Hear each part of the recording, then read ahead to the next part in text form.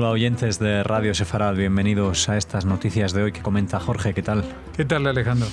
Estos son los titulares. El presidente de Israel encarga la formación de gobierno a Gantz tras el fracaso de Netanyahu. Estados Unidos dejará un pequeño contingente de soldados en Siria a pedido de Israel y Jordania. Prosiguen las protestas populares en Líbano a pesar de las medidas anunciadas por su gobierno. Los familiares de las 4 víctimas del atentado contra el Museo Judío de Bélgica en 2014 recibirán indemnización. Estos son los titulares de hoy. Después les hablaremos de la agenda cultural. El presidente de Israel, Reuven Rivlin, encargó este miércoles la tarea de formar gobierno a Benny Gantz, lo que abrirá un nuevo escenario en el que el líder centrista tendrá un plazo de 28 días para intentar romper el bloqueo político que vive el país. Después de que el primer ministro en funciones, Benjamin Netanyahu, fracasara en su tarea de crear una mayoría gubernamental y anunciara su renuncia a hacerlo, Rivlin mantuvo una nueva ronda de contactos con los partidos que obtuvieron representación parlamentaria en los comicios del pasado 17 de septiembre para valorar sus posturas, en la que constató que todos siguen comprometidos con sus posiciones originales. El líder de la coalición azul y blanco, Cajol Laván, ganador por la mínima del voto popular de los comicios del mes pasado, cuenta con un total de 54 apoyos para intentar crear una coalición gubernamental. Fue recomendado por los 33 diputados de su partido, 11 de las formaciones de centro-izquierda e izquierda y 10 parlamentarios de los 13 de la lista Unida Árabe, pero sigue lejos de los 61 escaños necesarios que le asegurarían una mayoría mínima en el Parlamento, en la Knesset. Netanyahu, en uno de los puntos más bajos de su carrera política, tras no haber logrado formar gobierno, mantiene el apoyo de 55 diputados. Sí, bueno, los oyentes habituales de las noticias ya habrán oído aquí comentarios respecto a que el problema de Netanyahu son estas investigaciones que tiene pendiente con la justicia. Y a pesar de que había hecho maniobras para asegurarse un bloque de 55 diputados, pues le faltarían 6 para completar la mayoría necesaria y no los va a conseguir de Israel Beiteinu, que era su anterior socio de gobierno y que podría otorgarle esa mayoría, porque su líder, Avigdor Lieberman, dijo que solamente se pondría al servicio de estos partidos que han sacado más votos en un acuerdo de unidad nacional. Ahora, tras el fracaso de Netanyahu y a diferencia de las elecciones que tuvieron lugar en abril, cuando tras esta ronda pidió una prolongación y tampoco consiguió armar gobierno y por lo tanto convocó a elecciones, cosa que dejó un poco descolocado al propio presidente Rivlin porque no le dio la oportunidad de ofrecer la creación de un gobierno al siguiente partido más votado, que era el de Benny Gantz. Ahora sí lo hace. Está claro que en vez de los 55 de Netanyahu, cuenta con el apoyo de 54 para la investidura, porque contemos con que 10 de esos votos pertenecen a la lista árabe conjunta, a algunos de los partidos de la lista árabe conjunta, que seguramente después de la investidura no darán su apoyo a la mayoría de los proyectos que ponga en marcha, pero que sí les interesan acabar con las legislaturas que durante tanto tiempo ostentó Netanyahu. ¿Cuál es la perspectiva? Pues ya lo habíamos anunciado que en toda esta época de las fiestas judías, desde Rosh Hashanah, el 30 de septiembre hasta ahora, no iba a haber ningún avance y que iba a ser un tiempo perdido, especialmente para alguien como Netanyahu, que le va a ser imposible convencer a nadie más. Gantz tiene una baza que todavía no se ha puesto en marcha, o por lo menos no se ha proclamado, que es si convence a Lieberman de que ahora existe la posibilidad que, si bien no va a ser un gobierno de unidad nacional, sí que puede incorporarse a un gobierno en el cual no van a estar los partidos ultraortodoxos. que es, digamos, el enemigo público de Israel Beiteinu. Israel Beiteinu es un partido ultranacionalista y anticlerical, por llamarlo en términos españoles. O sea, está en contra de muchos de los beneficios que tienen los ultraortodoxos y por lo tanto tendría esa cercanía hacia los postulados del gobierno. Lo que pasa es que el bloque principal de Gantz se apoya en los partidos de izquierda y en eso pues no creo que sea tan fácil conjugarlo con las posturas políticas de Avigdor Lieberman, que siempre ha sido muy halcón, que es como se denomina en Oriente Medio, alguien que cree en el uso de la fuerza como una solución a los problemas de seguridad que hay en la zona. Veremos qué es lo que pasa. La solución no va a ser inmediata. No creo que Gantz tenga en esta semana un anuncio preparado, pero yo creo que de aquí a 2 o 3 semanas quizás logre convencer a Israel Beiteinu, que con sus 8 diputados más los 54 apoyos para la investidura ya sumarían 62, tendría una investidura, pero luego, claro, tendría un gobierno bastante difícil porque se quedaría en minoría o tendría que apoyarse en los partidos árabes. Al respecto voy a hacer una aclaración. Hay una campaña promovida por el primer ministro en funciones, Netanyahu, negando la viabilidad o la moralidad democrática de apoyarse en los partidos árabes que están en contra de la existencia del propio Estado de Israel para conseguir una investidura. Pero vamos a ver, son hasta lo que se colige, pues son partidos elegidos democráticamente por una población que son los árabes israelíes que forman parte del Estado de Israel desde hace 71 años, con lo cual están en igualdad de condiciones a los demás. Y si hablamos y nos vanagloriamos muchas veces de ser Israel la única democracia en Oriente Medio, no se puede hacer que esa democracia ahora no sirva o no sea igual para todos sus ciudadanos. Así que esta descalificación de la lista árabe conjunta puede entenderse desde el punto de vista ideológico, pero no desde el punto de vista democrático. Del mismo modo que el acercamiento a las posturas de los partidos ultraortodoxos en los últimos años ha sido una postura que ha alejado a muchos nacionalistas de las posturas de Netanyahu, justamente porque los ultraortodoxos tampoco son gente que reconocen exactamente la existencia del Estado de Israel. Sí que se benefician de ellos, sí que son judíos, pero le niegan en muchos casos la validez de convertirse en una autoridad moral para ellos, que solamente se someten a las autoridades divinas. El presidente de Estados Unidos, Donald Trump, manifestó que un pequeño número de soldados norteamericanos permanecerán en Siria a pedido de Israel y Jordania, cerca de las fronteras con estos países y para proteger instalaciones petroleras. Estas declaraciones surgen bajo el telón de fondo del repliegue de Estados Unidos del noreste de Siria, que ha abandonado a los kurdos, uno de sus más firmes aliados en la lucha contra Daesh, frente a la invasión de las tropas turcas. Israel sigue de cerca con una cierta dosis de preocupación las repentinas decisiones de Trump sobre Siria, temeroso de que a la larga también abandone a Israel y permita que Irán llene el vacío en Siria tras el repliegue estadounidense. Bueno, vamos a ver qué es lo que pasa, porque realmente el movimiento que hizo Trump hace poco más de una semana,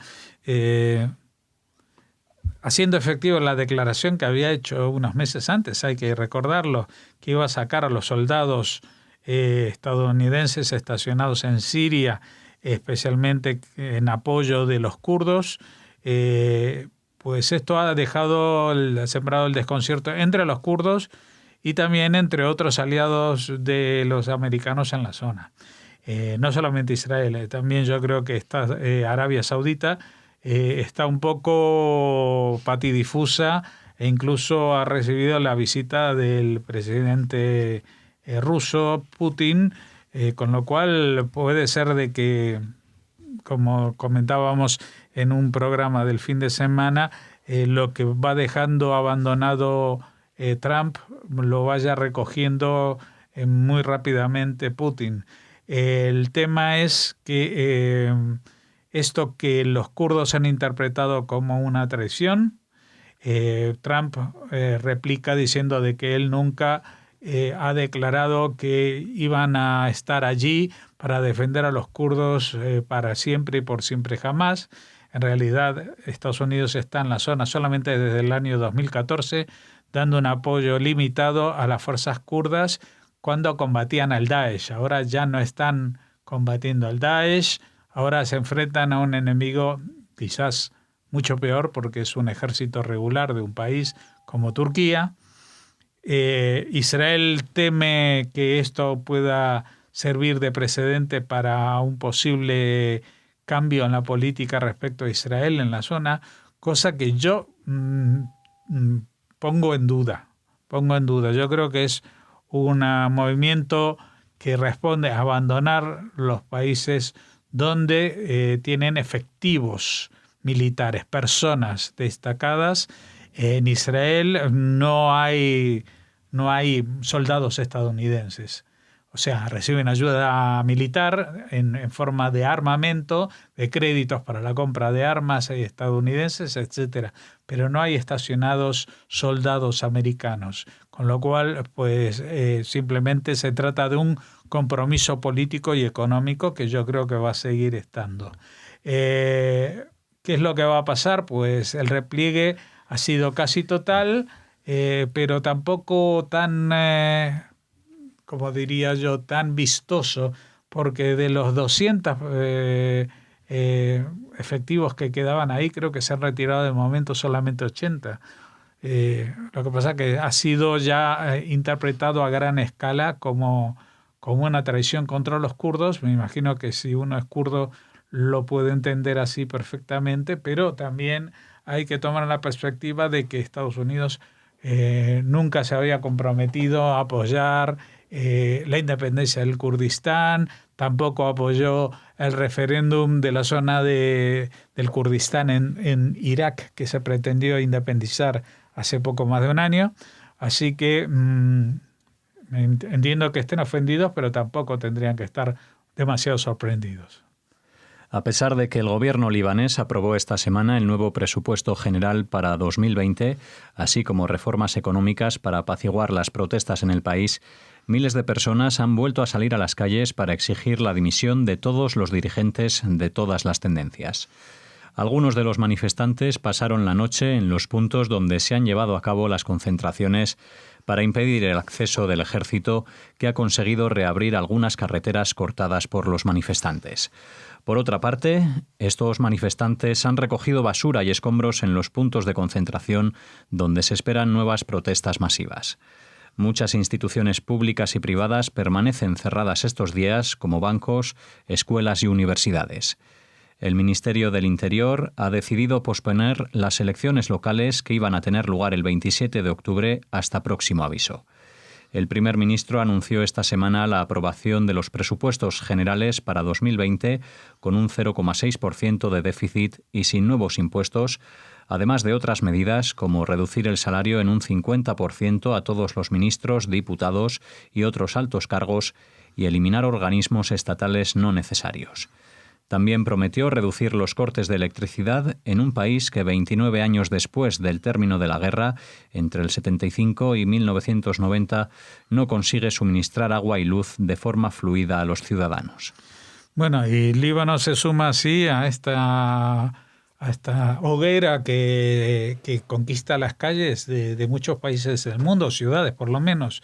Lo habíamos visto hace 2 o 3 semanas o más en Hong Kong, con estas manifestaciones callejeras que han puesto de relieve la contundencia de las represalias del régimen chino en la zona.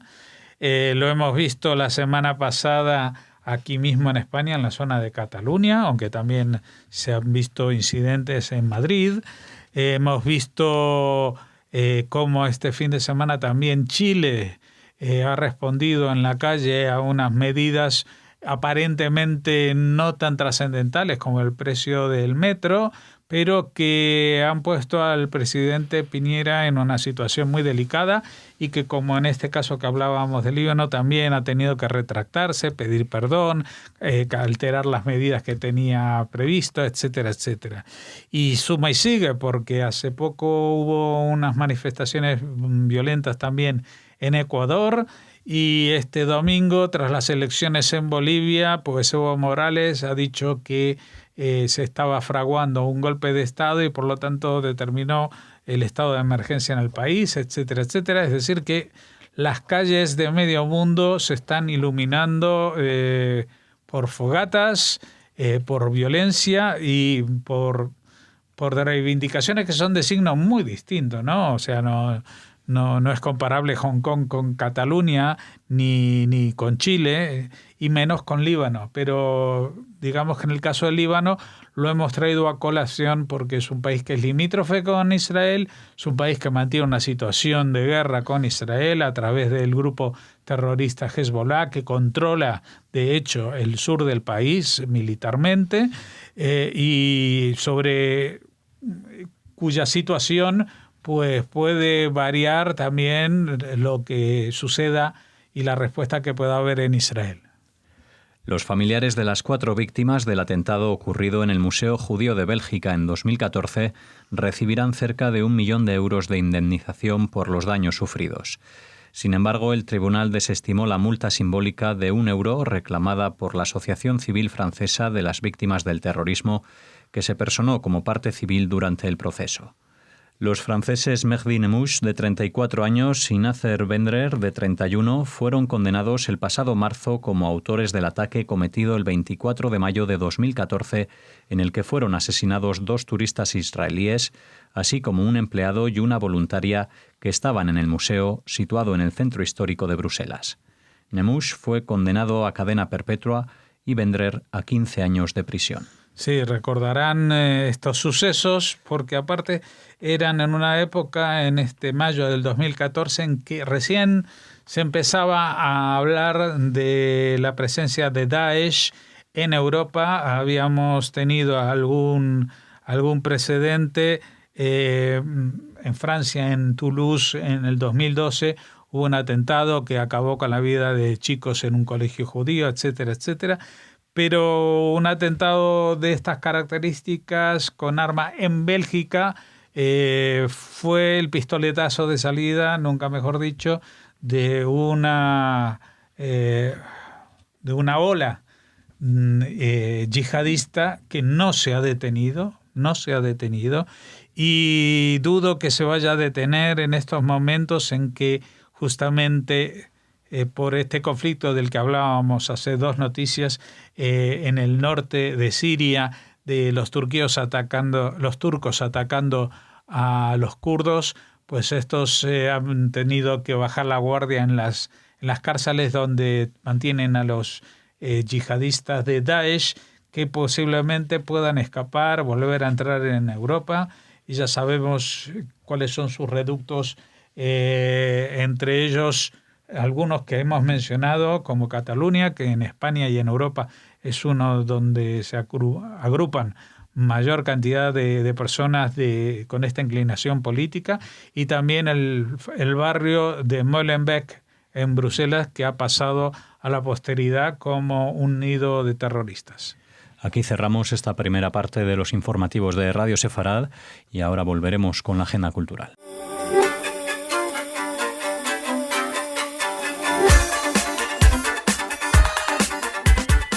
Iniciamos la agenda cultural. Hola Raquel. Hola Alex, hola a todos. Y lo hacemos con una exposición. Sí, una exposición que nos hace mucha ilusión contarles aquí en Radio Sefarad porque viene de la mano de grandes amigos de la radio. Se trata de una muestra sobre el taller Yesod, un taller que dirige Abel Raskin. Ya saben, este pintor y profesor al que le tenemos tanto cariño y a quien tanto admiramos. Y entre las artistas que presentan obra en esta muestra, bueno, pues está nuestra querida Karina Ventolila, está Marisa Nissenboim, Mabel Álvarez y Marta Martínez. Es una muestra que se puede ver desde el próximo miércoles 30 de octubre en el espacio Ronda. La inauguración es a las 17:30 horas. Están todos invitados. Y nosotros, 16 he dicho, 19. 19. Que 17 has dicho, de hecho. Desde las 7:30 en espacio Ronda, aquí en Madrid. Y bueno, hablaremos más con Abel Raskin sobre esta exposición, sobre esta muestra que, como les comentamos, les invitamos a visitar y a disfrutar. Bueno, muestra pictórica, ¿no? Sí. Por lo que veo en las imágenes. Muy bien. Son estilos muy variados, abstracto, figurativo de alguna manera. Hay composiciones muy coloristas, muy geométricas. Bueno, ya hablaremos con... Bueno, pueden verlo en directo en esa muestra que nos anuncia Raquel para abrir esta agenda cultural, que continúa ahora con otra noticia de dos primos que se reencuentran 75 años después, nada menos, tras sobrevivir al Holocausto. Les ponemos un enlace al emocionante vídeo que nos permite conocer este encuentro de esos dos primos, Morris Sana, de 87 años, y Simón Malrovich, de 85. Son miembros de una misma familia y se separaron hace 75 años cuando huyeron de Rumanía durante la Shoah bajo el régimen de la Alemania nazi. Ambos llegaron a pensar que el otro había muerto en algún campo de concentración hasta que la hija de Morris Sana contactó por Facebook con algunos familiares y por fin se produjo el esperado reencuentro en Tel Aviv. 7 décadas y media después. Ya ven que los dos son muy ancianitos, pero bueno, es un encuentro súper emocionante que significará seguro mucho para ellos, porque estamos convencidos de que no contarán con muchos familiares. Seguro, Entonces, seguro bueno, pues son imágenes que hemos querido traerles aquí para celebrar este encuentro, esta buenísima noticia. Muy bien. Pues con ella nos acercamos a esta última y nos hablas ahora de un libro publicado por Acantilado. Sí, Acantilado, una de nuestras editoriales preferidas, siempre atentos a las novedades que nos llegan desde Israel. La obra que les presentamos hoy, Bandido, de Itamar Orlev, se alzó con el prestigioso Premio Sapir en 2015. Está traducido por Eulalia Sariola y este Bandido nos sitúa en el año 1988. Hace 20 que Tadek vive en Israel, donde llegó de niño con su madre obligada a huir de Polonia a causa de un marido carismático, alcohólico y violento que suscitaba entre sus hijos una esquizofrénica mezcla de admiración y terror.